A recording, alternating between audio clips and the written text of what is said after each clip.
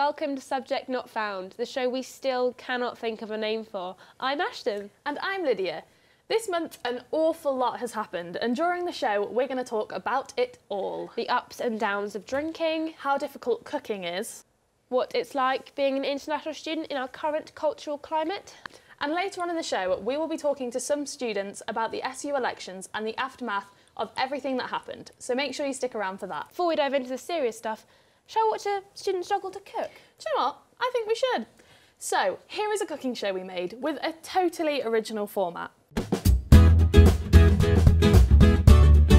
Day one on Budget Banquet, and Alice is first to step up to the plate. Today I am making, for the main, spaghetti bolognese, which I think is quite student-y. I think it's like casual and normal, and I think everyone likes spaghetti bolognese, or some variation of it, so I think it was a good thing for me to start off with. And then for my dessert, I'm going to be making eat and mess, which is, you know, fruit and meringues and cream, which is just, I mean, there's not much there not to like, so. Fruit? Have you met students? Okay, so first I'm heating up the kettle for the pasta, and then also heating up this pan for the mince. I think the best part of what today is going to bring is me judging how well I am with portions, because I've only ever had to cook for either 1 or 2 people before, and there's 4 people going to be eating in here, so, you know, if I run out of food, they can just eat and I'll just have an empty plate and it'll be fine. Everything will be fine. You just keep telling yourself that, Alice. First to give their thoughts on the menu is drama student Nathan. So it's a pretty cool menu, even though I'm a little bit upset because I was going to do exactly what she's preparing today. So spaghetti bolognese, looking forward to it, and eat and mess. But, you know, I can't wait to, you know, try it. I love a good eat and mess. Yeah, well, we all love a good eat and mess, Nathan. We'll see how it turns out, shall we? Hi, yeah, you're right. I get on. Nice to meet you, I'm Alice. Nice to meet you, Alice. I'm Nathan. Right, cool. Come on. Straight to business for Alice and Nathan. Next to arrive is Brummy Holly, with some scathing thoughts on the menu. So she's got spaghetti bolognese, which I really enjoy, but it's kind of a safe student-y meal. But I'm intrigued to see if she does it any different to how it's usually done. Don't get your hopes up, Holly. I'm a typical student. I don't like fruit, so having an eat and mess is a bit of a bad one for me to have. Yeah, I'm looking forward to meeting them all. Hi, I'm Holly. Nice to meet you. Yes, please. You wouldn't believe, I did a GCSE food tech and got an A, and you wouldn't believe it from some of the things that I've done in the kitchen. At this point, Alice, you're right, we wouldn't. Here to cause a stir is media student Jake. It's an interesting choice. I mean, the spag bowl's a little bit basic, but, you know, I mean, I'm sure it'll be fine. But the eat and mess, I mean, homemade whipped cream, that's going to take a while to do, and that could very easily go wrong. And how exactly can whipped cream go wrong, Jake? I dread to think what he does with it. Hi. Hi. Nice to meet you, Jake. Alice. Lovely to meet you. Just through here. Okay. To a great week. Yes. Yeah. Hey, amen to that. I like these napkins. Thank you. Excellent. Why didn't you get cheese on yours? You didn't want cheese? Did you not want Oh, neither did I. I'm not cheese man. I'm not. This looks lovely, thank you, Alice. It does look really nice. Okay, so I have a question. Okay. Oh, boy. Why do you have a milk bottle draining in you? I'm in shared accommodation, which means that a lot of the things in this kitchen are not mine. Always blame the housemates, Alice. The kitchen looks nice though. It does. Does it? The iron really adds to the aesthetic. See, I thought that. I thought it really built up the student budget and how, you know, there's not even a space for an iron. Irons, milk bottles, it's all part of the student experience. So, what do you study? Media prod. What about you? Me too. Really? Yeah. Oh my god. What about you? Physics or astrophysics. Ooh, that's like a proper degree. Sounds... I know, Oh. it's almost like I do it. I don't. I do media prod. Yeah, we all definitely believed you there, Jake. Same thing, innit? Physics, Yeah, pretty much. media production. Sending didn't a realise shuttle that- into space, filming Filming. some woman crying, you know. It's the same same thing, difference. innit? Yeah. Why do you film women crying for your course? I had something I was going to say there, and I'm really not going to say it. The morning after videos. Is that what you're going to say? Yeah, more Nathan, or what less. do you study? I do a drama degree. That sounds interesting. I was going to do drama. Oh, I was in Belgium last week. What were you doing in Belgium? Performing. because we got invited to an international kind of like festival thing. Yeah, and we got to perform in Belgium in front of like 200 people, in which none of them spoke English, because there were like some Russians, some Germans, some people from Liège, and it was really funny on the journey, because we get to the Eurostar, because we didn't fly, so we got on the Eurostar, and my friend, she goes to me, she goes, so when we're getting on the boat? Oh, what do you mean when we're getting on the boat? She was like, I thought the Eurostar was a boat. And I just laughed I laughed hard in her face. To be fair though, I say stupid things like that all the time. I asked someone the other day what language they spoke in New Zealand. New Zealandish. Do you know they speak English? Yeah. Yeah. With it. I think that's why there was a silence. I thought they just communicated through the hacker, to be honest. Also, but I think it was, Kiwi and then I accent. looked on the map and it's next to Australia. Yeah. I thought it was in Europe. She might have got that A in food tech, but geography was a different matter. Thank you, Alice. That was Thanks, delicious. really nice. Thank you very much. Here you are. Stick around to find out what happened next and whether or not Alice gave all of her guests food poisoning in part 2 a little bit later on. Now, I want to talk about alcohol and the negative effects it can have.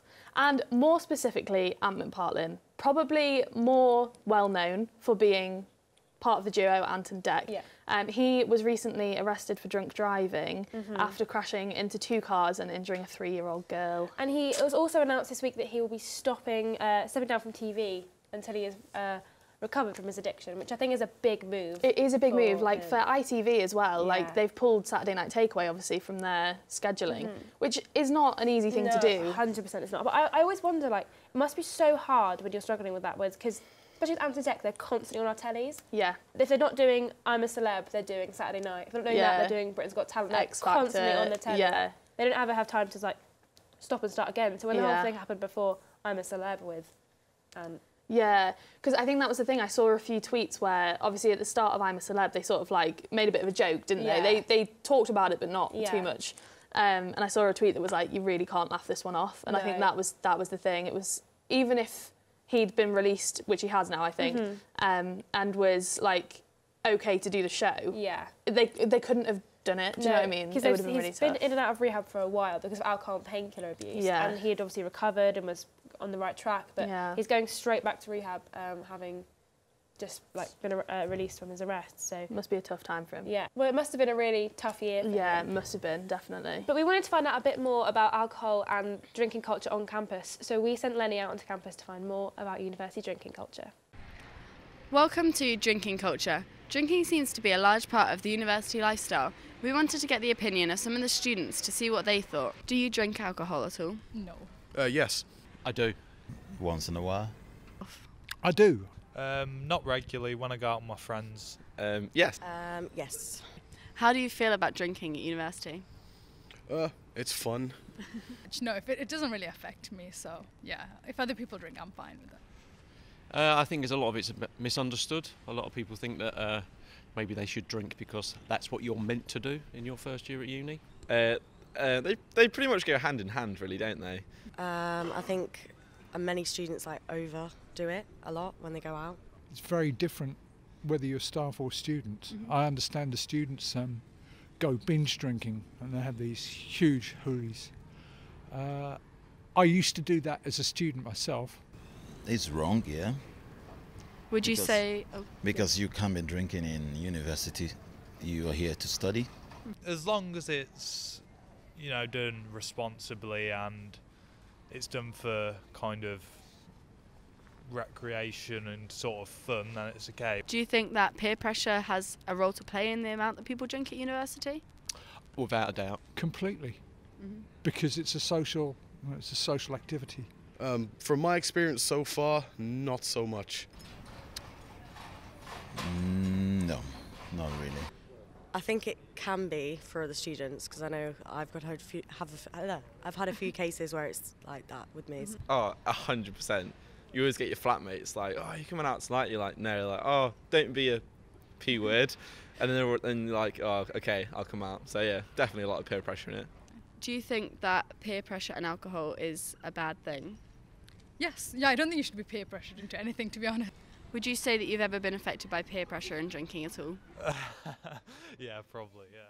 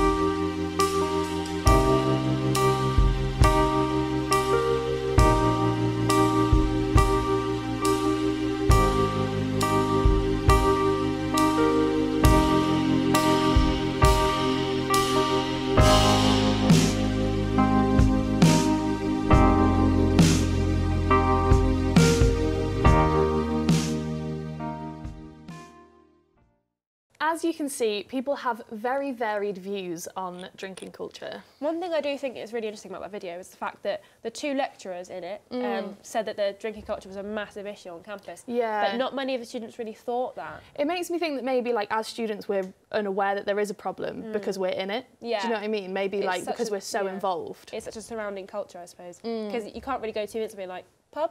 Yeah, that's the thing. yeah. It's like, it's not even being drunk all the time, is it? It's just having a drink. Yeah. I think that's, you know... It's such a like a communal thing as well. Yeah, because like the way we socialise really is going to the pub, isn't it? Exactly, yeah. So I guess it does lead to maybe a few issues. Yeah, probably. Yeah.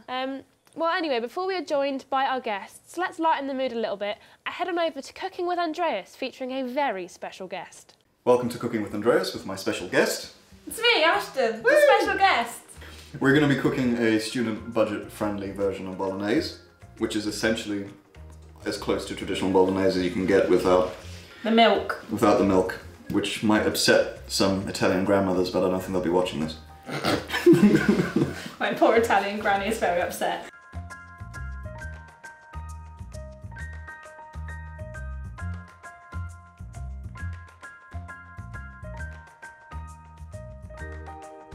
Okay, first thing we're going to do is finally dice an onion, which I'll do 1/2. Did you get very scared there? Sorry. A little bit. I'll do 1/2, and Ashton's going to do the other half because apparently she can dice an onion. It's like quite one of the only things I'm actually good at in the kitchen. Okay. Bosh. Bosh. Onion cut. Okay. So to have a finely diced onion, you're going to want to go in horizontally a little bit, and then This is how I do it. got to have a cat paw. Okay, keep your fingers away from where you're cutting. I'm realising now, maybe I'm not very good at dicing an onion because mine don't look like that.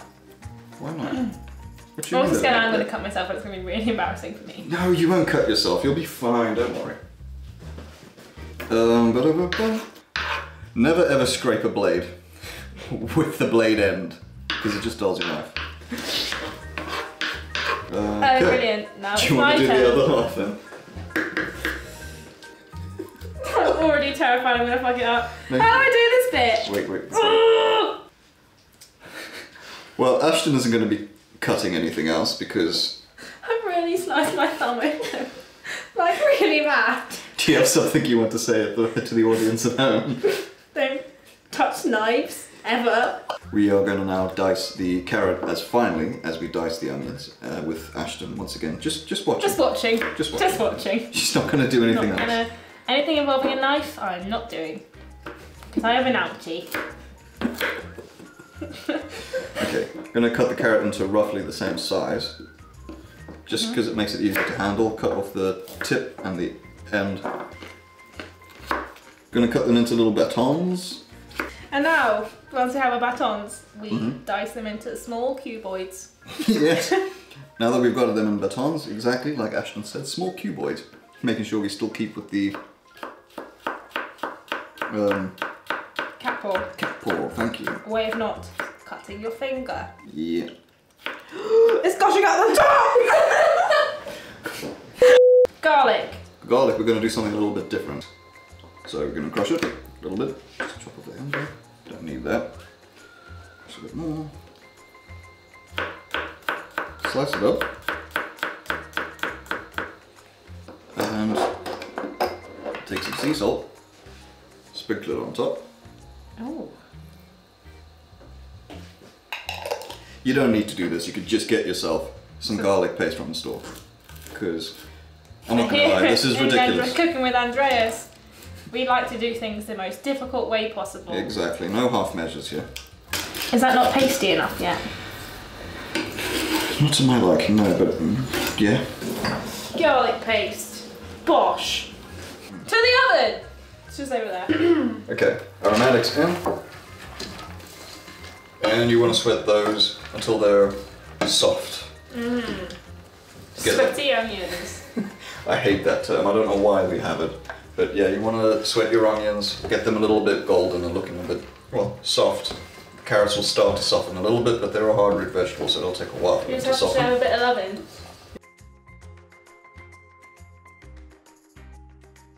Should we just like give them some loving to soften them up? Yeah. Well, you don't really do You much. look You just great, keep guys. Oh. Keep doing what you're doing. Yeah, I'm proud of you. Your orange colour is to die for. Once the onions and the carrots have softened enough, you then go and add in the garlic. Keep that moving so that it doesn't burn. You want to cook out some of the rawness of the garlic first before you add in the meat. Okay, now we can add the meat. Just add that in, unceremoniously. Remember to take that bit out and then crush it. And then let it brown. Right, well while this fonds, we'll head back to the studio. See you in a bit. I can tell you for a fact, the cut hurt like a bitch and I've still got a scar. It did look painful. It was pretty painful. It did. Okay, so it's time to get onto the serious stuff. So let's give you a brief fact run on everything that happened regarding the DSU elections. Friday the 16th of March was the results show, hosted by yours truly, thank you very much, and the 5 full-time officers were announced. President, Deputy President of Education, VP Welfare and Community, VP Activities and VP Media and Comms. Now 4 out of 5 of these roles have come under fire from students due to the allegations of cheating and coercion. Hashtag NotMyDSU began trending on the Friday night and went so far as to reach number 9 in the UK trending chart. This was filled with members of the student body expressing their opinions on the outcomes and more specifically asking for a referendum and a re-election, even going so far as to occupy the SU offices and demand a meeting. We are joined by Ajesh Raj, the newly elected SU president, and Gavin McMinn, one of the core members of the Not My DSU movement. Thank you for me. Thank you guys for coming to talk. Hello. Thank you. Hello. So first of all, congrats on winning, Ajesh. Thank you. How does it feel to be the next president? Yeah, it was very exciting for me. But after the result, I can see so many allegations in Twitter, Facebook, and everywhere, every social media. Really, it is not good because I thought that all of the students are very nice, but sometimes it's not, and sometimes they are making racism, and I can't prove the racism, but I can feel it, and discrimination. I can give you some proof of discrimination and everything, and. But it's not new for me because I'm from a political family. So from my childhood, I haven't seen this. So yeah, and the personal abuse is too much now. So and we are educated people, right? So we are students, and I think the opponent candidates, they are already completed degrees. Some of the candidates. So. I didn't accept this kind of personal attack and abuse from their part, but I don't care about this because why I want to care about this? They are asking to go for referendum and the re-election, but DSU told me that they only want 500 people, and I don't think this rule is not nice because there are more than 22,000 students are here, and 500 is not only 10% of the total students. It's really, and I don't know what's going to happen, but I will face it. I don't care about this because I win with around 1,973 votes, and my opponent got around 1,600 and something votes. But they are telling like we, are forced to get the votes. I don't think the DMU students are. Do you think the DMU students are kids? To get forced to vote? Well, because obviously you've been organising quite a lot of this in the referendum. Yes. Do you think? I mean, why do you think this has caused such an outrage in in the first place? Well, let me firstly just say that on behalf of the Not My DSU campaign, we do not tolerate discrimination or personal attacks against any of the members that have been duly elected. And I'm really sorry that it has happened to you. We condone any members that do incite personal attacks against these people. All we're doing is just challenging the vote, like sort of thing. So all we're just doing is making sure that democracy works at the DSU. So he's talking about the 500 people for a referendum. That's within our DSU constitution. That is the amount of signatures needed to call a referendum. It's not saying that you need 500 people to vote in that referendum. You don't need 500 people to say yes for a referendum and then a re-election. It's just what is needed to call that referendum. and then it's open to the entire student population to come out and vote. Again, we'll be working very hard for the Yes campaign for this re-election, only because we want to ensure that the democracy works here at De Montfort University, because we are a diverse university. We're very tolerant, like sort of thing. So, and we just want to make sure that our students are happy. Okay. We had a tweet in from someone called Jordan, and he wanted to know why this is all sort of kicked off this year, when during last year's elections there were a lot of allegations on a similar, sort of basis. And last year it sort of just got brushed under the carpet and ignored. So why do you think this year it's sort of kicked off so heavily? Well, I wasn't here at De Montfort University for the last year round of election, because I am only just the first year. A surprise to probably many of our audience. I probably look about 27. I think people are fed up. I think a lot of people are now fed up with it being brushed under the carpet by our student union, like sort of thing. Our student union, again, I have to say, work very hard to ensure that our rights here at De Montfort University are upheld, and campaigning on our behalf, so the university doesn't overstep.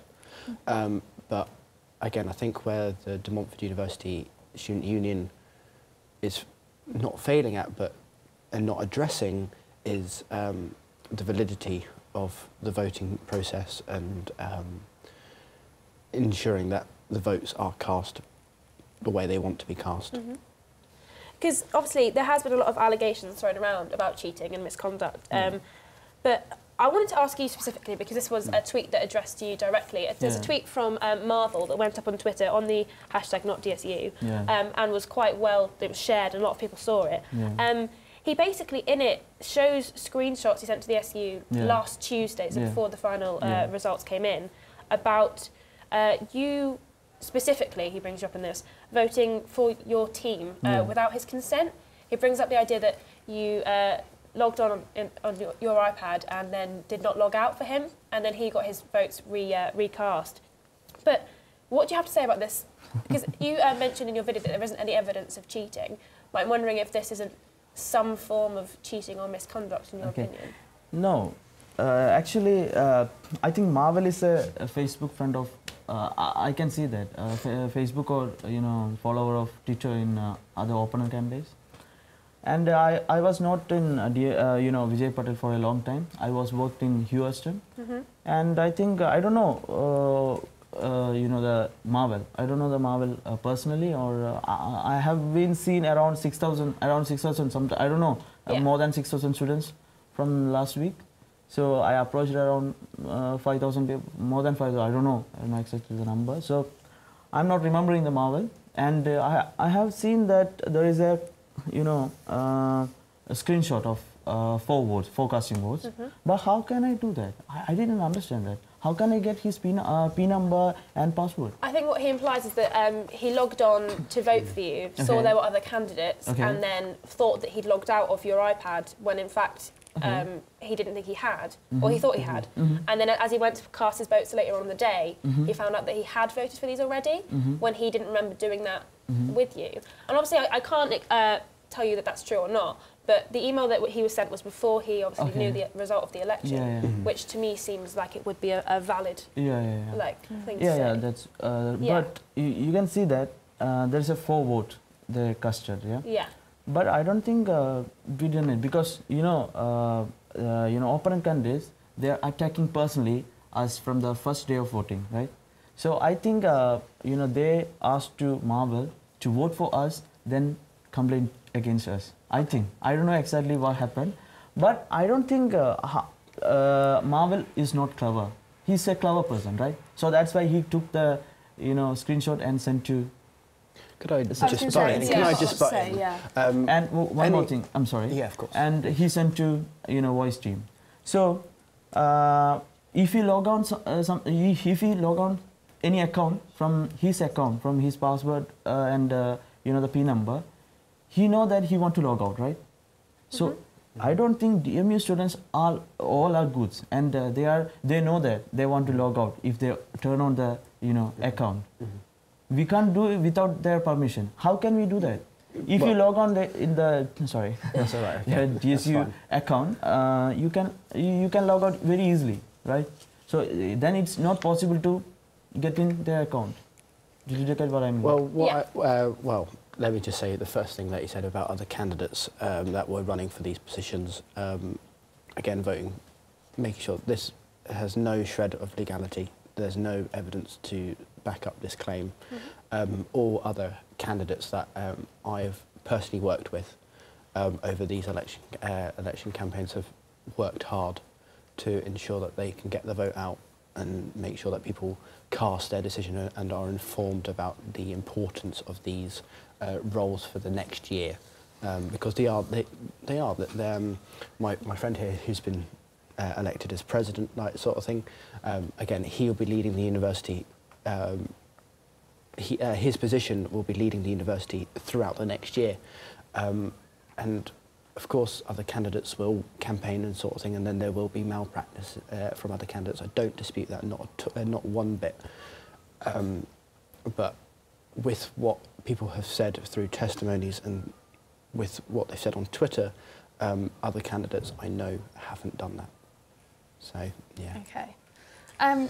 Obviously, no matter what the outcome of this whole situation is, whether we have a referendum and a re-election or whether it stays as is, obviously there's going to be a lot of work that's going to have to be put in to regain the students' confidence within the SU exec. How, as the new president, would you deal with that? See, if you go for a referendum with 500 people, then after that, then it's going to be a re-election. Then after that, anyone can go for again, referendum, right? So 500 is a very limited number. If you have 10 students with you, then you can bring 500 people, 500 students. It's not a big deal, I don't think. And before the investigation, before the report of investigation, so many are making our face as a liar, and so many people and so many societies. Do you think it's right?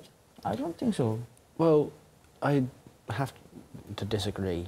I don't think it's society's faults that they are painting you as a liar, which I totally say that the Not My DSU campaign, again, totally from the leadership, totally disagrees with, like sort of thing. We are not part of anything what our members say, like sort of thing. We do try to control what people are saying on social media as much as possible, but then it's the argument of free speech. Yes. Yeah. So I have to apologise again on behalf of the campaign. If any personal attacks have happened to the elects, then I have to apologise for that as well. However, societies can endorse whoever they like. So candidates who go up to candidates or candidates going to societies can go, hey, can I have your endorsement? Like sort of thing. Yeah. The committee decides, like sort of thing. So I'm part of the Conservative Party Society here at De Montfort University. I've been elected its president. And it has to go through the committee first, and then we can offer our endorsement. So we had Jess come up to us asking for our endorsement. It went through committee. I gave the Conservative Party seal of approval. That's it, that sort of thing. Again, it works with the Labour Party as well, works with the Equestrian Society, works with the Rowing Society. Like, societies can offer their endorsements to any person that they wish, and they can tell their members, vote in this way, like sort of thing. But they can't force them to vote in that way. So, if you know what I mean. But I suppose the worry is, of course, that a lot of the societies did sign a treaty, the ISOC Society, the Indian Society, a lot of the societies. Not Indian Society. They did release a statement recently saying that... Their statement was, like, we are not supporting anyone, any of the candidate, opponent or president. That's my mistake, yeah, sorry. And Salsa Society and Steppers, a lot of the societies have come forward and saying that they don't support your team. Yeah. How do you intend going forward into the next year to make sure you can get them back on your side? Because they're a big part of the SU, they're a big part of student life, so... Yeah, because I think society have their own dignity. So they don't want, if they are publishing anything through their official page, they want to confirm it's right. right? So, without any evidence, before the investigation report, they are, against us. I don't know why. I have been here for 13 months only, and I don't have any contact with any society. I'm not any part of any society. So, but my opponents are part of society, and now they have the power to influence them. That's the only way, the society posted this kind of post. And it's not fair as well. They are using their power now. Power means they are already working with union. How it's nice. And most of the students... Again, societies can do whatever they wish with what they have, like sort of thing. So societies can use their power, I wouldn't say power or even influence, they can just use their voices to ensure that the voice for their members are heard, like sort of thing. Because the SU is a place where student voices have to be heard, like sort of thing. So, of course, sorry, that's okay, that's fine. But the SU is supposed to be a place where student voices are heard and societies can come together, that sort of thing, or and present their own arguments, and they can present who they are endorsing, who they're not supporting. It's a totally free place. It's within our constitution as well, and also it's just free speech after all. So yes. it's that right of free speech. Something because SSOT have a responsibility with the DSU and the university as well. For not with the university. It's societies DSU, are through with the SU. Yeah, okay, DSU and students, right? But how can they post something without evidence or without any... I suppose it's an opinion in that matter. It's an opinion. It's a society's opinion of it's a society's opinion, which happened. Allows... they can support, but they can't abuse anyone. No, totally not. Well, yes. Totally not. We are actually running out of time now. We've been told that we have to wrap this up. So thank you both for coming. Thank you for having me. And I look forward to seeing the outcome of this situation, whether it's good or And bad. good luck to both of you in your endeavours. Thank you so much. Thank you very much for talking to us. Well, after that, I feel like I need a stiff drink. Yeah, so I think we probably all do a little bit, don't we? It's drinking time, yeah. We sent our resident alcoholic Henry to Gadabout to find out what they're all about.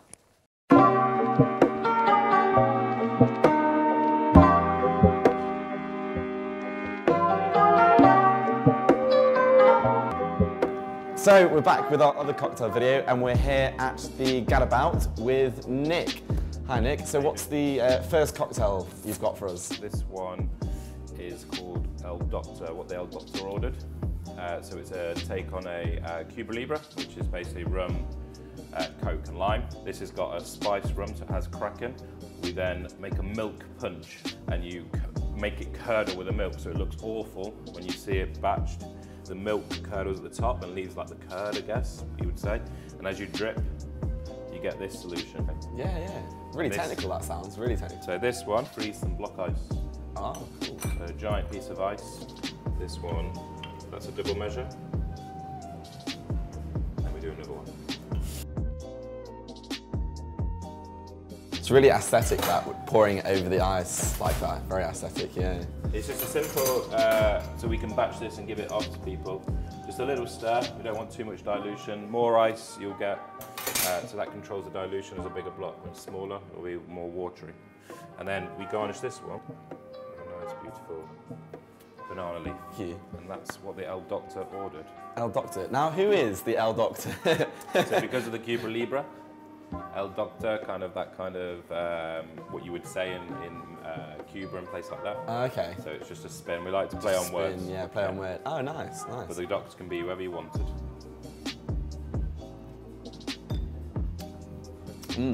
It's much sharper than the rest of them, isn't it? But yeah, it's very nice, that one. You get a lot of flavours in it as well. Yeah, for sure. Always try it twice. Yeah. Go for it again then. It'd be rude not to. Yeah, for sure. You're getting less sharp though, like you say, but it's warm to the mouth now. Yeah. Wow. What a way to start a Thursday at 12.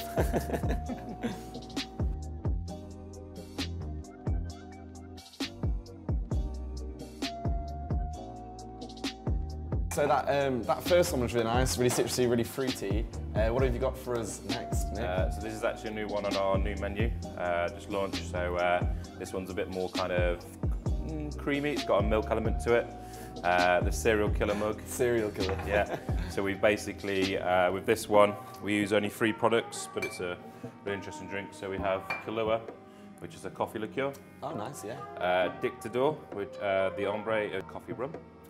So you can see where this is going, coffee. And then we've made this mixture here, so it looks like milk, but it's actually, do you know those, I'll show you this actually. Oh yeah. This cereal called Cookie Crisps. Oh, okay. So when you obviously have your cereal, Yeah. you always have the milk left, which is what cereal milk is what it's called. Okay. So it's that taste that you pick up from this, where the cereal soaks through and gives it a flavour. Yeah. So this is a Cookie Crisp cereal milk. So this is infused for about an hour, 2 hours in that Cookie Crisp to make a unique milk. You don't really think about that as an ingredient for a cocktail at all, do you? No. So this one's a really cool one because it's simple, playful, but really nice. Do you make this, I assume? Because you can't. I don't think you can buy it, can you? Everything we do in house, we make all syrups and liqueurs and bitters and all stuff like that. So this one's actually what we call like a build drink. So rather than shaking, everything goes into the cup ready. Yeah. So then we just add the ingredients. So Kahlua, 1 shot, and the Dictador. Maybe you're going to be really precise. Ooh. Now I heard there's the golden amount for a cocktail is 100 ml. 100 millilitres, or no, again, it's an old myth. Basically, okay. a cocktail is a mixed drink. So in UK laws, vodka, gin, and all that has to come in measures of 25. Okay. And then doubles of, so 50, 75, and so on. Yeah. Cocktail, you can do anything. So this one actually then has 75 ml of Cookie Crisp milk. Nice. So if you can put anything in a cocktail, do some bars have that 1 killer cocktail that is like 75%? Yeah, I mean, it depends on your spirit base and stuff like that. Obviously, there's products like Grey Nephew, Absinthe, that all touch above 60% plus. So we have a sharer here, so it's a big 10-person sharer that has a whole bottle of booze in. Oh gosh, so you can do it. Yeah, you can. And then all we do is just stir these ingredients.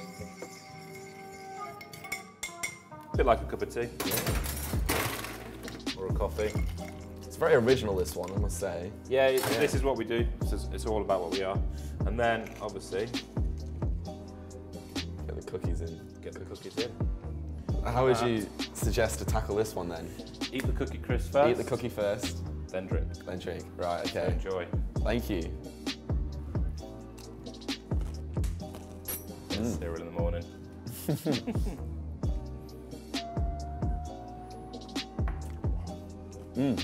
Good? Can't speak.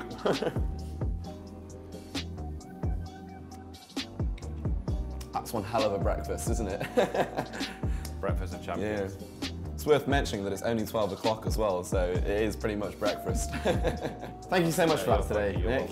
Cheers for all the cocktails. They're all great, really. All brilliant. Thank you. And we're going to finish all these off and we'll head back to you in the studio. We generally are going back to a studio as well, so. Fun fact about the Gadabout, used to be a brothel attached to a church. Who knew? I know, crazy. Who knew? Anyway, let's check back in with Andreas and his very special guest to see how that bolognese turned out. Hello and welcome back. We're going to be pouring, as she's doing right now, pour in the rest of what was left of that tomato puree into the bolognese. Let me take over. Okay. You want a considerable amount of the puree. And now we stir again. Yes. Next, what do we need, Andreas? Well, in a moment, we're then going to deglaze the pan with your favourite bit, a little bit of wine. Before we do that, we're going to add a little bit of our herbs and spices. You're going to want about a tablespoon or about that much oregano. Sprinkle a little bit of mixed herbs in to cheat. Just a little bit. And now some thyme. Put in around about an equal measure of thyme. has the oregano and a few cracks of black pepper.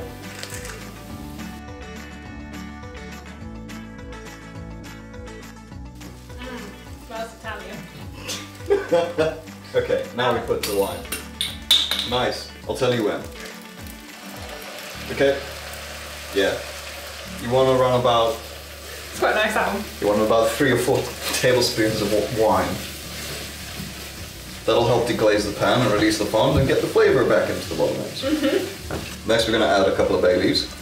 A bay leaf. A bay leaf. A bay leaf. Then we want some peeled, not canned peeled tomatoes. I'm going to break up that into. That being a stock cube. Yep. Vegetable stock cube. And Kettle. hot water into that. Don't burn yourself. Bad idea. I've seen how today's gone already. And while Ashton's doing that, I'm just going to crush the tomatoes that we've put into the pan. I get a spoon. Or a fork, that might help a bit more in terms of agitating it. Is it? And stock's ready, Andreas, when you are. Stock's ready. Fantastic. Okay. Thank you. You're welcome. Add the stock. Moist. Okay, now that the stock's added, Yep. this is where I remind you of the sad news that you can't eat this for another couple of hours. You're going to want to cover it, bring it to a simmer, and every 15 to 30 minutes or so, just stir it a bit. It'll slowly reduce. And then, when you're ready to eat, crack it onto high, and let it reduce further. And then eat it. Yeah, eat it. In the meantime, you can finish that bottle of wine open to make it. Don't forget to take the bay leaves out as well. Bosh. Bolognese. Done. Completed it, mate. Yeah. And take the bay leaves out. Thank you. You're welcome. Then you boil the pasta to your package instructions. Al dente. Al dente. Bit crunch. Oh.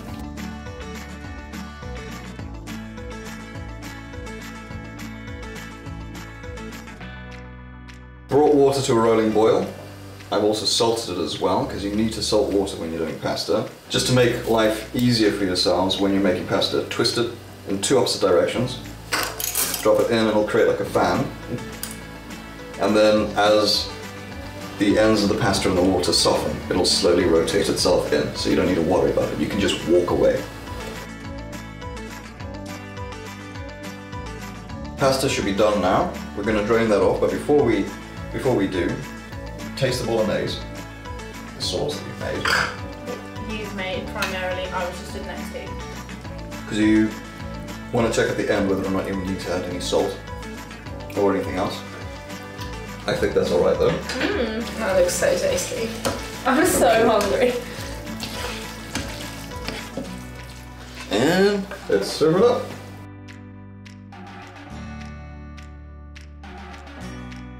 And that's how you make spaghetti bolognese. Back in the studio. Hi, me. You look great. Right, now for something completely unrelated. A 7-year-old girl from Sheffield was overjoyed to have her birthday party in a very unusual place. Unusual, like France? Close, but no, in IKEA. Right. 7-year-old Jessica was so in love with the store that she sent them the most adorable letter and they allowed her to have her birthday there. That is so cute. Isn't it sweet? Look at them eating their little meatballs. Oh, I mean, that looks like a good party to me. Thing in the world. I mean, yeah, I'd be there. I mean, where would you be if you could have your birthday anywhere in the world? Where would it be? I think probably like a child's. Like, this is gonna sound really basic, but like a child's play area. Oh, nice. I'm Yeah, talking that would be fun. ball pits. I'm talking slides, tunnels that you're too big to get into. That would be so fun. Because they do open them on like nights for Yeah. like adults to go to. But I just imagine like going to a child's play area, getting a little bit tipsy, and playing That would be on the so slides. fun. That would be so fun. So fun. What about you? Where would you have yours? Do you know what? My initial thought, because I'm a nerd, was Disney World. Yeah. Obviously. But actually, I think what I'd love to do, you know, in like the Maldives and like really nice exotic places like that, and you get those like massive villas. Just like take 10 of my friends and just be there. You took it and you went, I'm going to do the extra, like the most with it. And I went child's play area. I'm going to go to a play area. So, I mean... But, I mean, the play area would be just as fun, I would say. I mean, I wouldn't say that, actually. I'm changed my answer to what you just said. By the beach. Maldives. In the Maldives. Yeah, nice. Yeah. So we wanted to know what it's like to be an international student here at DMU. So, of course, we made a VT. Roll VT.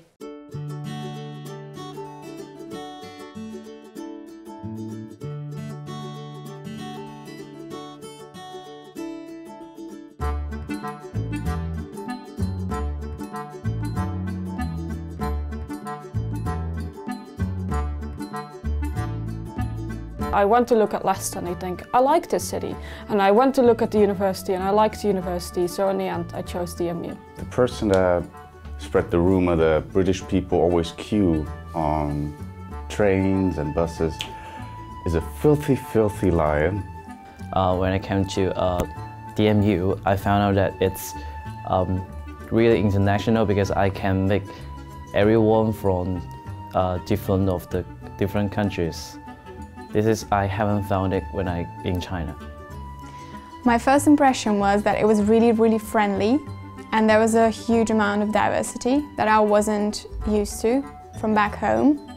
How people are open and the diversity in here. There are people from many countries and nobody really cares. Regarding DMU, first impression was, oh, this is fancy. I like this. Yeah. I think everyone at DMU just made sure that on Freshers Week we had all the help we needed, we got all the support and information we needed, and that just made it all the more easier. And in here there's no problem if you are from Poland, from China, from, I don't know, South Africa, it doesn't matter. All people are welcome.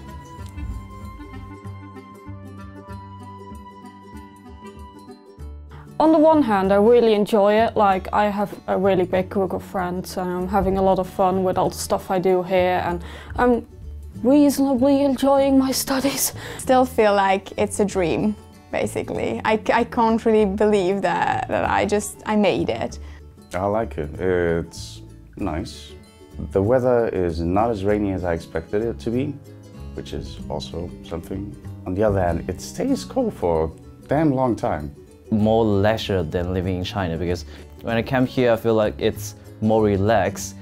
It feels like home. I really like it, there are no problems.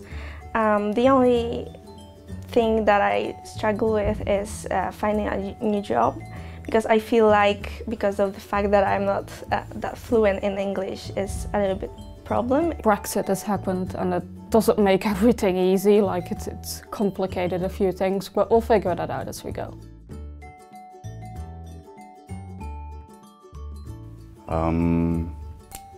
If you want to go somewhere, go by coach. Trains are ridiculously expensive. In first few weeks, just make sure that all papers just sort it out. So I say, don't make your girlfriend pregnant. I mean, still do it, just do it. And yeah, first of all, it's difficult for an international student to pick a university because you basically have to do most of it on the website because you can't actually go and visit that easily. But just do what feels right, pick the university, it feels right, and yeah, don't be afraid because I came here all on my own and I've been fine, so you'll be fine. Come a little bit earlier and do your national insurance number and just find some job. Make some new friends, because if you find some friends in here, you might change your idea. Don't freak out. Just do everything step by step. Don't be afraid to ask for help, and try to have fun and enjoy while you're doing it.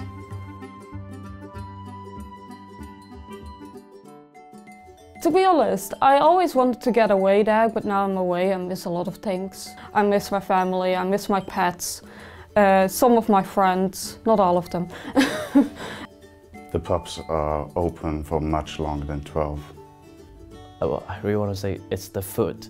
Like, I miss certain foods which they don't have here. Because in my country, in my homeland, it has a lot of really wonderful foods. It's always something that you miss, your mama's kitchen. It's my mother's cooking. I really, really miss my mother's cooking. Well, it's almost time for us to head home, but let's finally find out how Alice got on in the second half of Budget Banquet. That was delicious. Thank you very much. Here you are. Now that everybody's eaten, it's time to move on to the Eaten mess, featuring the dreaded fruit. I'm going to start making my Eaten mess, which is basically meringue, whipped cream, but like whipped yourself, not like whipping cream, because I felt like that was too lazy, even though I've already got meringues myself. And then also summer fruits, which I've bought as well. Oh, be careful there, Alice. Whipping that cream could so easily go wrong. Meanwhile, the guests take a chance to snoop around the flat. Right, now it's time to Just judge. She's not got a DVD collection. Oh, ready right, to judge. here we go. Right, okay, so she's a media prod, so she should have decent taste. Okay, Doctor Who, good. Talk Doctor to Who, it, good. Sarah Jane, good. Run, Fat Boy, Run, classic. Despicable Me. I'd take it or leave it. The cream is done, so the next step is to crush up the meringues, put them in here, and also to add some fruit. So that's what I'm going to do next. Careful, Alice, they've got your ukes. I don't know how to play ukulele. I don't know how to play ukulele. If we just hold on some strings, it'll sound good, won't it? No. Do you guys play anything? I pretend that I can sing, like comedy singing, but Just shower singing. It's my speciality. I'm basically Beyonce, but nobody knows. Yeah, you keep telling yourself that, Nathan. They're getting on great. Okay. No, I'm gonna stop before I break something. Right. I feel like a common song. What are you doing? What are you... Sorry. No, you. Steady on, Jake. I know a very limited amount of bass, but I know how to plug, and I know a couple of chords on guitar. So, no, basically.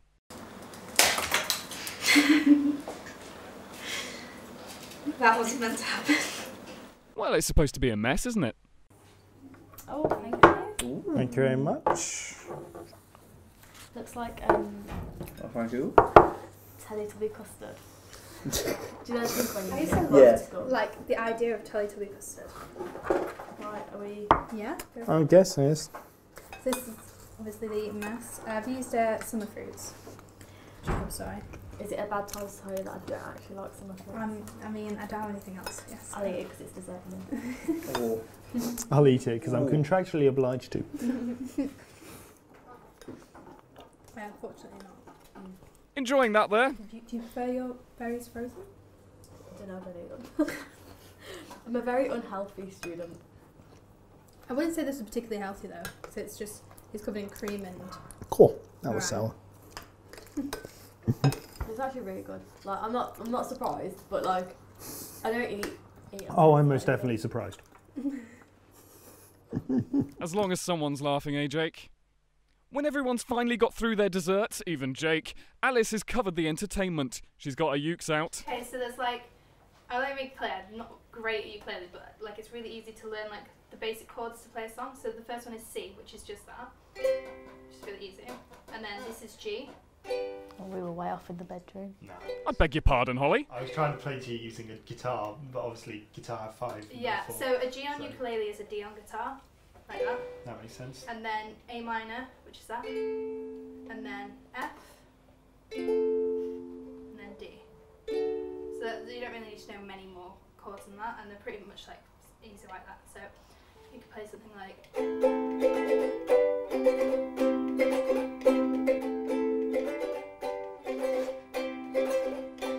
Wanna try? Go on, Holly. I know you want to. It just makes you want to headbang. Right. I know that's one. Yep, that's A minor. Yep. It's almost the same. Talent. Yeah. If you want to do it your way, then. Well, that's how you meant to play it, so yeah. Yeah, I know, but that's easier, isn't it? Yep. Doesn't mean that it's right. We'll leave Jake to ignore Alice while she tells us how she feels the night went. So I think the night went overall pretty well. People seemed to enjoy the food, especially the pudding, and the entertainment seemed to go down well as well. It's pretty simple, but it doesn't mean that like simple things can be like fun and stuff too. Yeah, the night was good. I mean, the menu was a bit basic, and there was a couple of issues. I'm very specific about my spag bowl, and it was quite dry, I found, and the berries were a little bit too sharp. But overall, the night was good. She's a really nice person, and the entertainment was fun. Learning the ukulele was interesting. So overall, I'm probably going to give her a 6. It's a 6 from Jake. I thought the evening was really nice. It was nice to meet everyone. They seemed quite nice. Alice's food was lovely. I just think it was maybe a little bit safe. Has playing it safe paid off? I really liked them. They all seemed like nice people, and I'm looking forward to the rest of the weekend, what everyone's got to offer. Anyway, I'm going to give her a 7. It's a 7 from Holly. Cool. So it was a really fun evening, a little bit basic when it came to the menu and stuff like that, but the entertainment was really fun, so I'm going to rate her a 7. And it's a 7 from Nathan, bringing Alice's safe student menu to a respectable 20.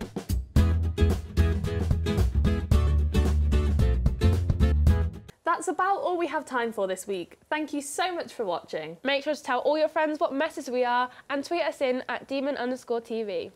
I've been Lydia George. And I've been Ashton Matthews. Bye.